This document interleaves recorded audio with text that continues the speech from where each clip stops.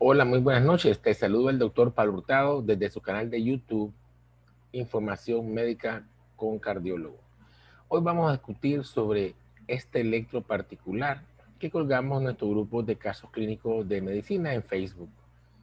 Cuando uno ve un electro y hay alteraciones que pueden sobresalir, en este caso vemos unos voltajes aumentadísimos en derivación V1, V2, V3, un patrón que no es normal, que nos llama mucho la atención.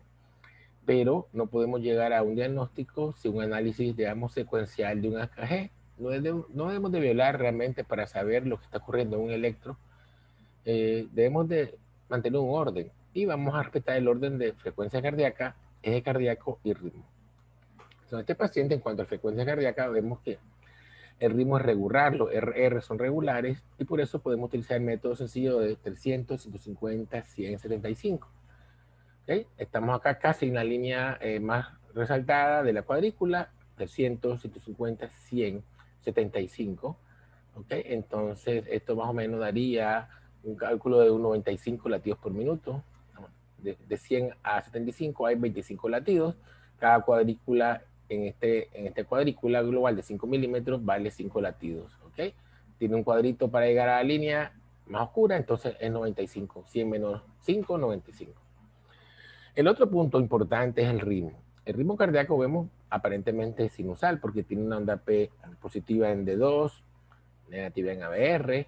Las P en la misma derivación son similares morfológicamente, los PR también, pues, de modo que aparentemente también es normal. En V1 es positiva, recordemos que puede ser positiva o negativa, pero eso, o sea, no descarta el hecho de que solo sea positiva, no descarta que sea sinusal. Y lo más importante, bueno, que también analizar es, sobre todo en estos casos, es el eje cardíaco. Para sacar el eje cardíaco, recordemos que lo más fácil es buscar la isodifásica. Aquí hay dos derivaciones que parecieran más isodifásicas, D1 y ABR. Entonces, nosotros creemos que midiendo bien D1 y ABR, una de estas dos. Al final, nosotros encontramos que en ABR hay 6 milímetros de S y también 6 milímetros de onda R y decidimos que esta es la isodifásica. Si esta es la isodifásica, quien corta ABR, pues lo corta según este esquema, vean. ABR está acá. Quien corta ABR, pues D3. Si D3 en el electro tiene predominio de R, el eje cardíaco va a estar más o menos en 120 grados. Vamos a D3, vemos que tiene un predominio de R, entonces el eje puede ser, creemos que está más o menos en 120 grados. Si alguien de ustedes escogió pues D1, la más isodifásica como D1, entonces iríamos a ver ABF, que es la perpendicular. ABF es predominio R y estaría entonces más o menos en 90 grados, ¿no? Entonces, sin embargo, si está en 90 grados, aquí tendría que tener tal vez, eh, vean ABL, que no tiene prácticamente R, es completamente negativo. Creemos que ABL tendría que tener un poquito más de R si fuera 90 grados y no lo es. Por eso nosotros creemos que puede estar entre 120 y 110 grados, realmente el eje cardíaco y no realmente un eje vertical. Podría estar acá. Y eso sería una acción, una desviación axial derecha. Hasta 100 grados podría ser un corazón vertical normal, diríamos. O sea, este eje sí está desviado a la derecha. Entonces, hasta ahora, ¿qué tenemos? Bueno, tenemos entonces un paciente que está ritmo sinusal con una frecuencia cardíaca de 95 latidos por minuto, un cardíaco desviado a la derecha o vertical máximo, pero opinamos que es a la derecha. La onda P está bien, el PR también, no tiene bloqueos auriculoventriculares. Y bueno, sacando criterios de onda P de crecimiento, dilatación, mejor no tiene, porque en V1 esta onda P positiva no alcanza el 1.5 milímetros y en D2 tampoco la altura es más de 2.5 milímetros. Entonces, continuando con el electro, bueno, ok, ya analizamos eje, ritmo y frecuencia, vimos onda P, que lo sigue el QRS. Para ver el QRS, recordemos que donde se debe mejor buscar es en las precordiales, V1 y V6. Y en V1 sobresalen una alteración fundamental de la QRS, es que es el amplio voltaje exagerado de este patrón. Vean uno que hay una onda Q profunda, estrecha, no es ancha, y una R máxima con una mediadura en la rama ascendente, que esta R mide 5, 10, 15, 20, 25, 30, 35 milímetros por lo menos. ¿Okay? inmensa. ¿Okay? Eso es lo que más nos llama la atención. Entonces, y lo otro que vemos es la anchura del complejo QRS. De modo que tendríamos un problema aquí en V1 en cuanto a un QRS ancho y un voltaje exagerado. Tenemos un problema de voltaje y de duración. ¿Ok? Claro. Entonces, bueno, hay este aumento exagerado del voltaje de la onda R y en la morfología de QR cumple con criterios electrocardiográficos de hipertrofia del ventrículo derecho. ¿Cuáles son los criterios de hipertrofia del ventrículo derecho que vemos acá en este paciente? Bueno, patrón QR en V1, una R, una R predominante que mide más de 7 milímetros, mide 35 exageradamente. Tenemos que hay un patrón en V1 de predominio de R sin S, pero hay un cambio brusco a V2, V3 con una R, esta R ancha y mellada, o esta medula de rama ascendente, que es lo mismo que ocurre acá en V1, vean, es la misma alteración de una R mellada en la rama ascendente, la que ocurre acá también abajo. ¿Ok? Esa muesca es típica. ¿Ok? Y también aquí tenemos una R y una S. Vemos que hay predominio de onda R. Recordemos que en U1 lo que ocurre normalmente es una R mínima de 2 o 3 milímetros máximo con una S predominante. Entonces hay un cambio brusco de morfología de QR V1 a RS en V1 V2. Y algo tan importante es que el CT está deprimido, que y onda T negativa asimétrica. Esto otro patrón o otra, diríamos, característica de los pacientes con hipertrofia del ventrículo derecho. La presencia de T negativas asimétricas en V2 y V3. Y viendo a V6, también vemos que existe un patrón de RS y midiendo bien, vemos que la onda R mide 7 milímetros y la S mide 8. Y esto se llama un patrón de R menor que S. Y eso es un patrón, un criterio también de hipertrofia ventrículo derecho.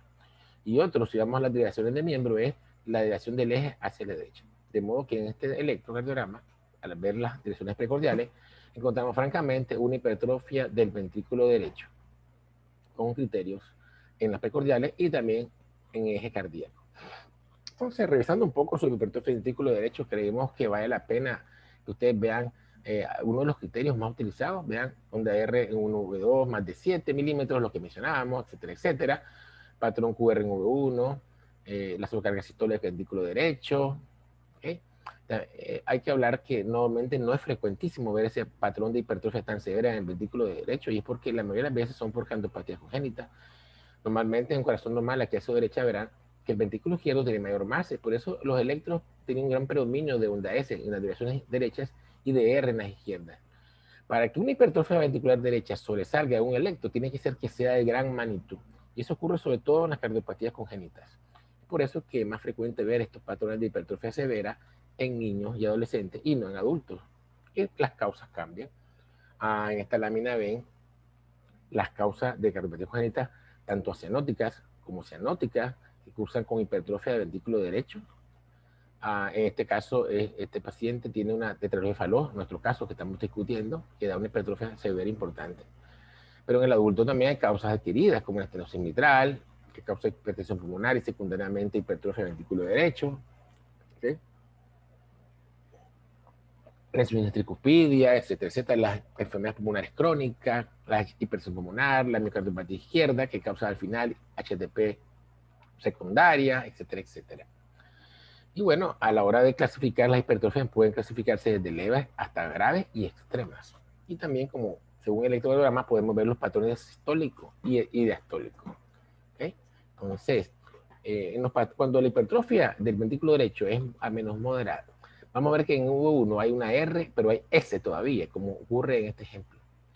Pero cuando la hipertrofia es extrema, como es en nuestro caso clínico, vemos que hay una R solitaria o un QR, y en US ya la onda S supera a la onda R, que es el caso de nuestro paciente, un QR en V1 con sobrecarga sistólica, ST en rampa y onda T negativa, y en V6 vean un predominio de S.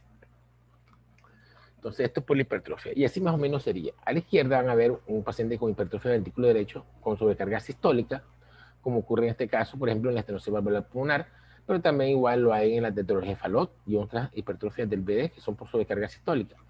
Sin embargo, en otras patologías como la comunicación intraauricular, la sobrecarga del ventrículo derecho es diastólica y los patrones de hipertrofia en el ventrículo derecho cambian a RSR'. Este es el patrón típico de hipertrofia, el cual ya habíamos amplificado antes. Vean cómo en V1 podemos tener un patrón RS, una onda R predominante, por supuesto, pero ahí existe onda S. O bien puede ser una R solitaria, pero con una muesca en la rama ascendente, que es lo que ocurre en nuestros pacientes. Esta es la muesca que tenemos en la rama ascendente. Y en V2 va a haber un patrón de R con una S profunda.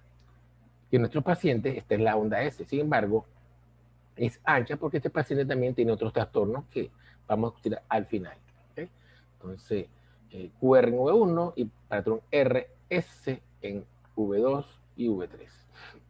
¿Okay? Entonces, esto es más de lo mismo, que en este caso cuando vemos, ejemplifica esta imagen, que cuando vemos estos patrones en V1 de una R' solitaria con ST deprimido y onda T negativa asimétrica, realmente hay una hipertrofia del ventículo derecho global.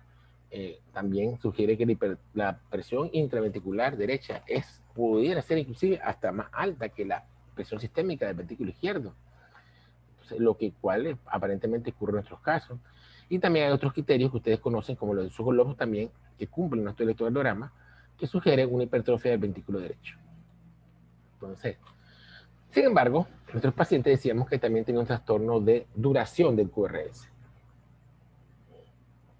Y recordemos que cuando el QRS tiene un trastorno de duración y que dura más de 120 milisegundos, ya estamos hablando de bloqueos completos de rama. Y el patrón que él tiene es un patrón de bloqueo completo de rama derecha con QRS mayor de 120 milisegundos.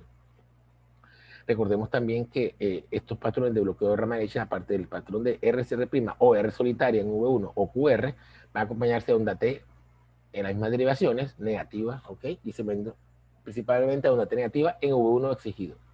Y cuando esa hipertrofia se sobrecarga, como en nuestro caso que tiene hipertrofia, esto puede llegar a V2 y hasta V3. También hay otros criterios importantes de las hipertrofias, de los bloqueos de rama, disculpe, como es en VR.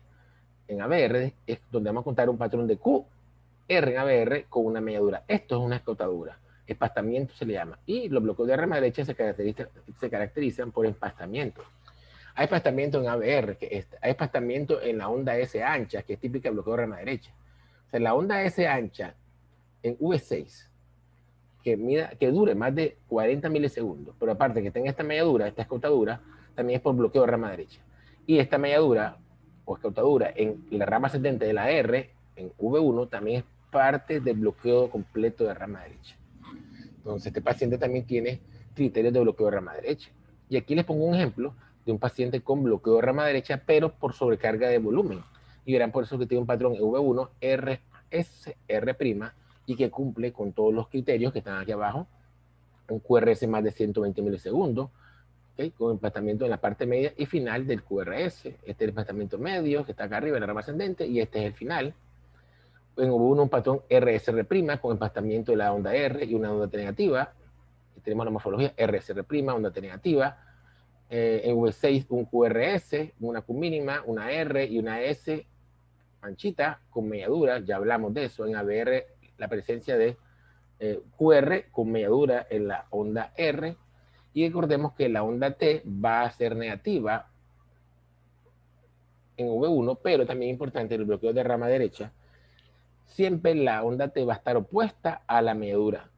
Aquí vemos que la melladura está en la onda S, entonces por eso es una onda T positiva. Aquí en ABR la melladura en la onda R, por eso la onda T es negativa. Entonces este es nuestro paciente, este es nuestro electro. Entonces, ¿cuál es el diagnóstico de este electrocardiograma?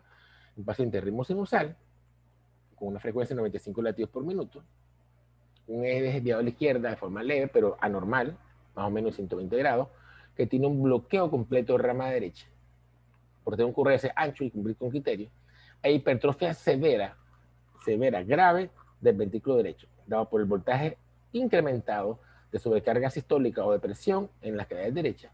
Inclusive también cumple un criterio en derivaciones de miembros, como es el eje desviado a la derecha. Entonces, bueno, esto es lo que yo quería discutir con ustedes, de discutir este caso de electrocardiograma, que creo que es interesante. ¿Okay? Y bueno, agradezco la participación de todos y los exhorto a que sigan participando en el grupo para seguir colgando más electro. Y espero que este electro sea de utilidad para sus estudios, ¿ok? Y bueno, a estudiar más, como siempre. Un gran abrazo, se puede ustedes, el doctor Pablo Hurtado, cardiólogo. sígueme en la página, dale like, por favor, para seguir jugando y teniendo más oportunidad de este tipo de educación por YouTube. Gracias.